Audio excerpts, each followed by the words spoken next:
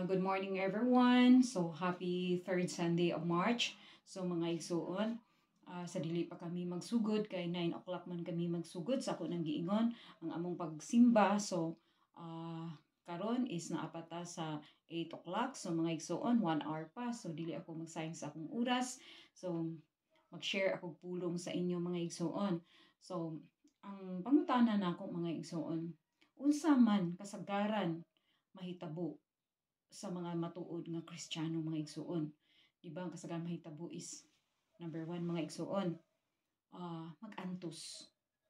Mag-antos gyud ang mga matuod nga Kristohanon. Besag unsa man ang problema sa kinabuhi, mag-antos sama kang Kristo nga siya nag-antos dito sa krus alang sa atong kaluwasan. So ikaduha mga igsuon, atakihon ta sa mga tao.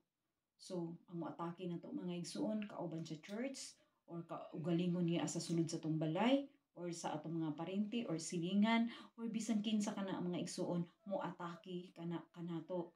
Mao kana ang mga matuod nga Kristohanon gaatakihon ni bisan kinsa silingan man or unsa man. Pero mga igsuon, akong ikaistorya kaninyo, ayaw ninyo sila awaya or balusi kay ngano man mga igsuon kanang na ang pag antos nato mga igsuon